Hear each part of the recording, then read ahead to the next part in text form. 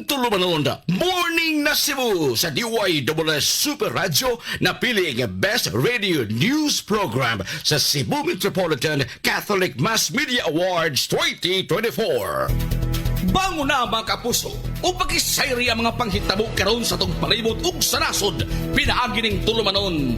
Morning na Cebu! Morning na Cebu! Maghatod sa mga nakunang mga balitaw kasayuran. Morning na Cebu! Ug ariya ang inyong kapuso, Super Gabriel Bunhok ug Super Yui Lines. Super Yui Lines sa DYWS Super Radio. Gabriel Bunhok sa Super Radio. Morning na Cebu! Sugbo, Kabisayan ug Mindanao. Kini ang tulumanon. Morning na Cebu! Kini mga boss galagad kangina. Kini Super Yui Lines. Ako usab si Super Gabriel Cañeda Bunhok.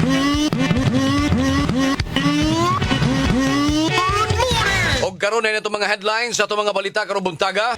Sa balitang lokal, gitukod nga resort sa Santa Fe, Isla sa Bantayan.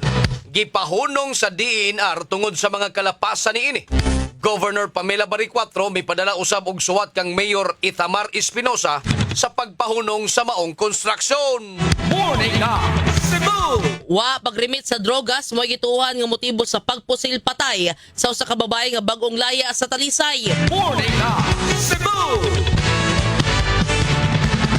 Samtang giingong pagdapat sa batanon sa usa ka bata sa internet cafe sa Barangay Luok, Syudad sa Mandawi, gipaimbestigaran na sa mga otoridad. Morning na Cebu! Og sa kauluhan, NDRRMC gipalerto ang pipila ka mga rehiyon sa nasod tungod sa mga pag-uwan nga dala sa bati nga panahon. Morning na Cebu! Department of Justice na sorpresa sa resignation ni NBI Chief Jaime Santiago. Secretary Rimulya adunay giklaro. Morning na Cebu! Aw kadto mga kapuso ang uluhan sa mga balita karong buntaga dinhi lang sa tulumanon. Morning na Cebu! At ang mga kapuso ang kumplitong detalye sa mga balita human lamang sa pipila ka mga pahinumdom standby. Ayaw pa uwi sa mga balita ug drama. Please follow, like ug share sa Facebook page sa istasyon DYSS Space Super Space Radio Space GMA. Super Radio. Super Radio. Local News.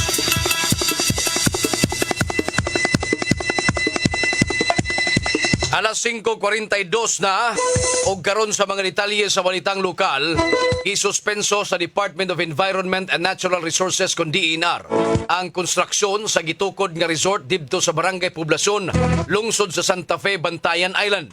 Sa gipagawas nga pamahayag sa DENR, matod niini nga gisuspenso na sa Environmental Management Bureau kon EMB ang Environmental Clearance Certificate kon ECC sa maong gitukod nga building tungod sa kalapasan niini sa Presidential Decree 1586 ug sa implementing rules and regulations niini.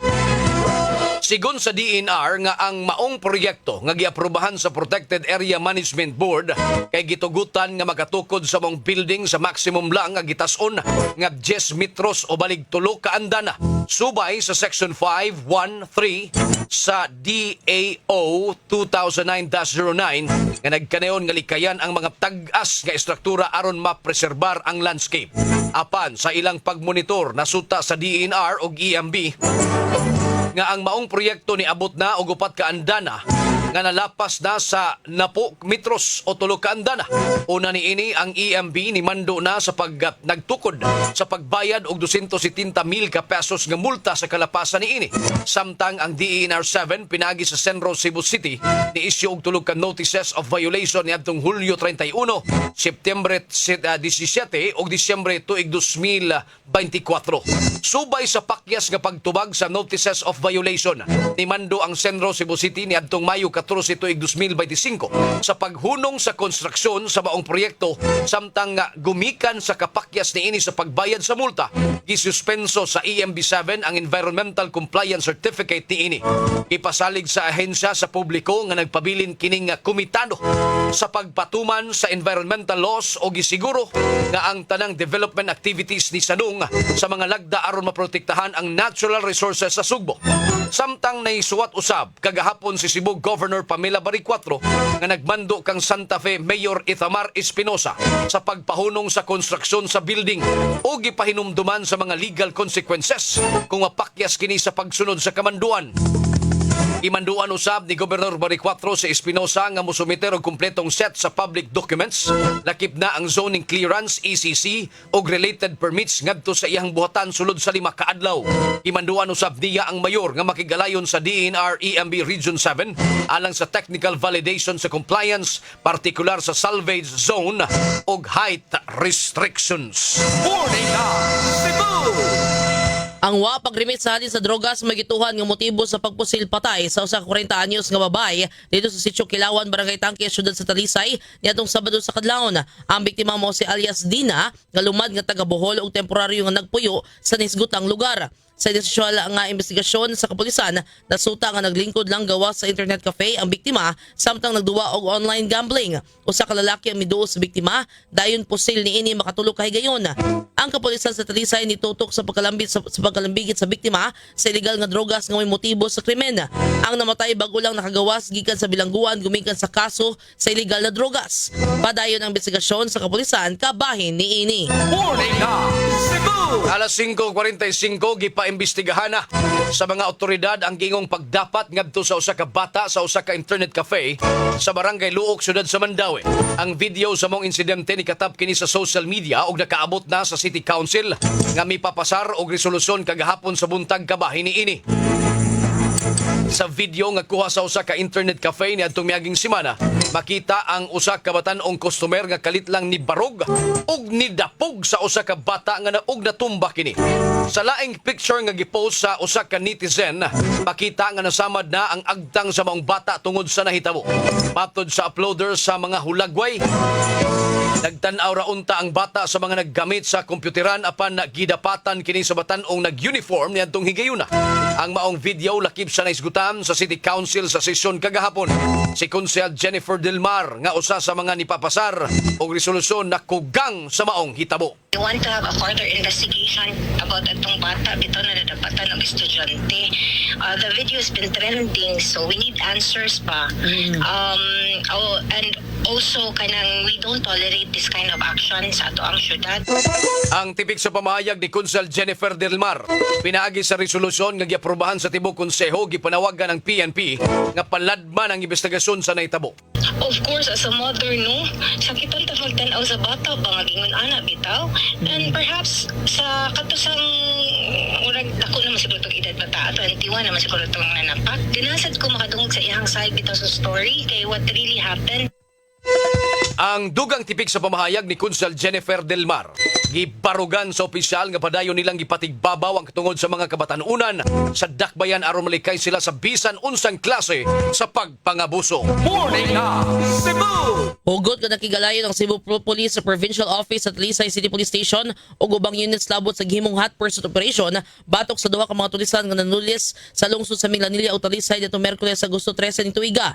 Nagkadayon si Police Lieutenant Grant Ian Roselio tigpababa sa Cebu Police Provincial Office nga gihingusgan sab nila ang checkpoint operation sa boundaries. Gawas ni ini gipalambo sab sa CPPO ang police visibility aron malikayan ang mga krimen nga mahitabo sa probinsya. Gipasalig sab sa CPPO nga di sila muhunong hangtod nga di madakpan ang mga tulisan.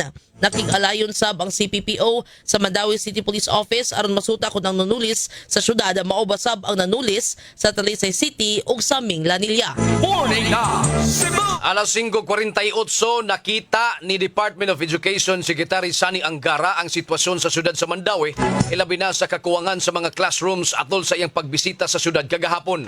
Sa pagbisita ni Secretary Angara sa Don Gerardo Uwano Memorial National High School sa Barangay Upao, gitan-aw niya ang sitwasyon sa mga classrooms ug naobserbahan ug nag-obserbar sa pipila ka mga klase. Ang eskwelahan adunay kapin sa 2,000 ka mga estudyante nga adunay 18 ra ka mga classrooms nga maggamit maong 2 shifts sila. Kung ratio ang isgutan, may muabot sa 1 teacher is to 83 students. As you know, we inherited this problem with over 160,000 classrooms. So, kaya nga tinutulak natin yung hindi lang DPWH ang gagawa ng classroom, kundi pati local governments, pati private organizations. Ang tipik sa pamahayag ni DepEd Secretary Sani Angara, pinaagi sa video gipakita sa gadto sa opisyal ang sitwasyon sa laing congested nga eskwelahan sa Mandawi, ang Paknaan National High School. Dunay 2,531 ka mga estudyante, apan 16 ra ka mga classrooms maong nagtulo ka shifting ang eskwelahan nga mao ang morning, afternoon ug night shift. Iplano ang katukuran sa mid-rise 12-story school building nga dunay 42 ka mga classrooms og misaad si Angara nga mapunduhan kini. Dugay na ni nga pending na to nga gipangayo niya, and di pa'y kaayo ta kay siya gyud no, coming from his mouth nga ni approve na siya nga matagaan ta og funding niya puhon ani. Ang tipik sa pamahayag ni Congresswoman Emery Lulipap Uwano Dizon, gawa sa pag-inspeksyon sa mga classrooms, nakigdayalogo usab si Angara sa mga magtutudlo para matubag ang ilang mga concerns og pangutana. Nangunay sab siya sa turnover sa inisyal nga mga laptops og tablets aron magamit nila nga subay sa direktiba sa Malacañang og sa national government. Tuloy-tuloy naman yun. Pero itong binigyan na talaga emphasis niya yung laptops for our teachers. So, at saka yung career progression, alam niyo naman ongoing yan. So, napondohan nyo yan. At saka yung meron tayong 30,000 new teacher items for 2026. So, malamang ma-close na yung gap. Ang dugang tipik sa pamahayag ni DepEd Secretary Sani Angara. Morning na Cebu! Usa sa mga nakita nga rason sa mga pagbaha karon sa syudad sa Sugbo mao ang paspas nga development sa mga upland areas. Daghan usab sa mga panimay nga natukod apan ang drainage wa ma-upgrade. Kini ang gibutyag ni Cebu City Councilor Dave Tumulak, ang chairman sa Committee on Disaster Response. Matud ni Konsehal Tumulak nga di sad makabuhat og basta-basta ang syudad tungod kay ang pagbutang sa drainage sa mga kabalayan manginahanglan og land acquisition. Usasad sa babag matud pa sa pagsulbad sa baha kay ang mga kabalayan nga magbuhat og mga koral nga makapausab sa agianan sa tubig. Tungod niining maong mga kausaban dili po dayon makahimo og saktong plano ang syudad. Morning na Cebu! Alas 5:51 usa ka panimalay ang natumbahan sa dako nga punuan sa lubi. Didto sitio Pilan-Pilan, Burgos, Barangay Pulang Bato, syudad sa Sugbo kagahapon sa buntag. Matod pa sa post sa social media sa Pulang Bato Fire and Rescue nga hinuon walay nakabsan sa kinabuhi atol sa maong insidente. Sa mga hulagway nga ilang gi-upload sa social media makita ang pagkagusbat sa atop sa maong panimalay. Usa ka pamilya ang napektuhan niini nga gilangkuban sa upat ka mga individual. Morning na Cebu! Alas 5:51 na mga kapuso. Super Radio Report! Usa ka mag-uuman na nion sa asawa gayong hiniktang manok mo hinungdan. Super Guam Lugronyo pasok. Super Yui, wagod maihaw ang buyogon nga hiniktan nga manok apan diriyot jud maihaw kini nga BHW sa yahag bana nga pertig sukua human usab na ngayo siya og manok aron ihawon apan gusto nini nga BHW nga ang katong hiniktan kay ninduto og sabaw hinungdan nga nagsipok ang ulo nini nga maog bana nga mag-uuma 59 anyos nga si Dionisio nikuha ning sundang o gitiunan o sundang ang iyahang asawa o gitukmon hinungdan siya pagkaangol atol na sila kaguliyang ni adtong Sabado sa alas 5:45 sa hapon dito sa may Purok Saksak Barangay Lutak Dakbayan sa Naga. Kagahapon sa hapon mga launa pasado aga kaponon formal gyud ganapasaka ang kasong kalapasan sa 9262 kun Bausi Law kinumanusab kini nga mao nga BHW wa gyud mo pasaylo siya nga bana nga mag-uuma kini mao gi konfirmar usab sa ato nahinabi nga chief sa Women's and Children's Protection Desk sa Dakbayan sa Naga nga si Police Staff Sergeant Bilyigas sumapa ni Police Staff Sergeant Bilyigas nga igo na lang nagpato sa iyahang mga luha ang mag-uuma human usab wa gyud pasayloa sa iyahang asawa. Kini si Guam Lugronyo sa GMA DWS Super Radio dapat totoo. Super Radio! Inuso na ang report sa PDRRMO ngadto sa gobernador nga may patay sa Mandawi tungod sa baha ug 2,000 ka tawo ang napiktahan. Detalyes balita pinagi ni Super Lloyd Suarez. Super Lloyd, paso! Gipaabot na nga ni Cebu Governor Pabari 4 ang report sa mga number of families nga napiktahan sa grabing baha sa grabe sa pag-uwan di sa may barangay sa mga barangay sa Dakbayan sa Mandawi nga sumapa ni bawan sa PDRRMO nga nigabutog 236 ka mga pamilya ang apektado. Unya miabot sa kini og 958 ka mga individual sa grabing baha di sa may Magikay, Barangay Tabuk, apila diya sa may Umapad, Alang-alang, Kaduman, Kasuntingan, Hagubio, Paknan, Tipolo. Unya sa samang kalabuan ang maong mga apektado nga mga mulupyo gipasod kini sa evacuation center. Kini si Lloyd Suarez sa Jimmy Supranyo Diway Douglas. Dapat totoo. Biktima sa landslide gitabangan sa Cebu City Social Welfare and Services. Super John Kimbote, pasok.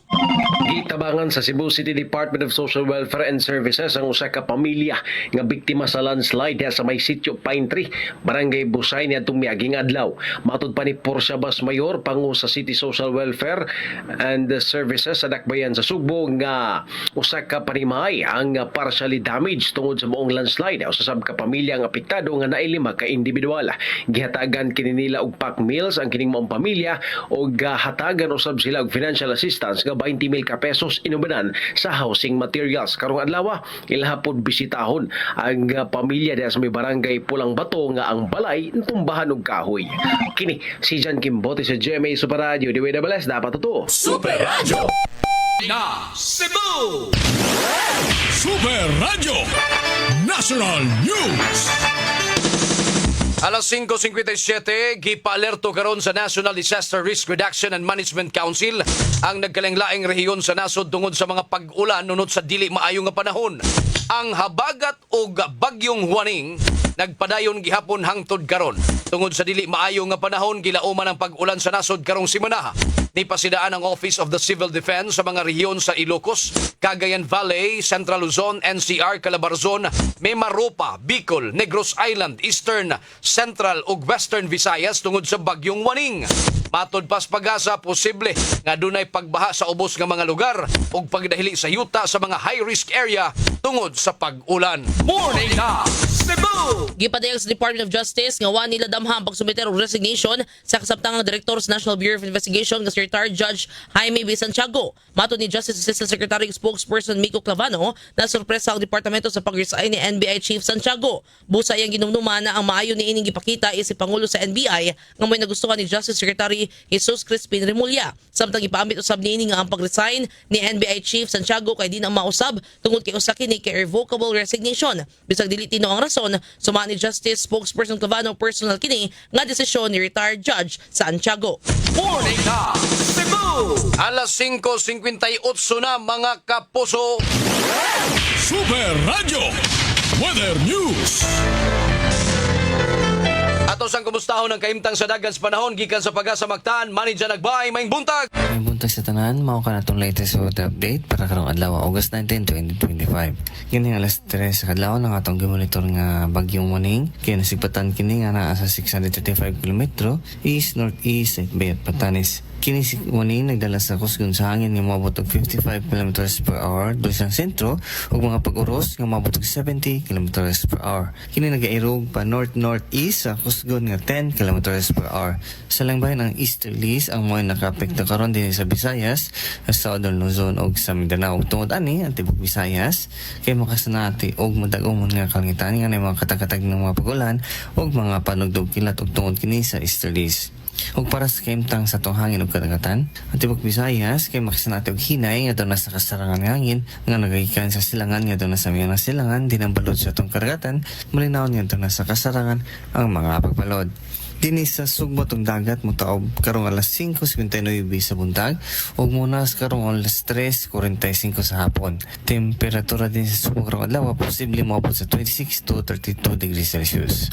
Atong sunrise ganang alas 5:35 sa buntag ug atong sunset unya alas 6 sa hapon. Ug mo lang kanatong latest weather update ikan diri sa Butang Pag-asa kini si Manager Nagbay, may buntag. Good morning.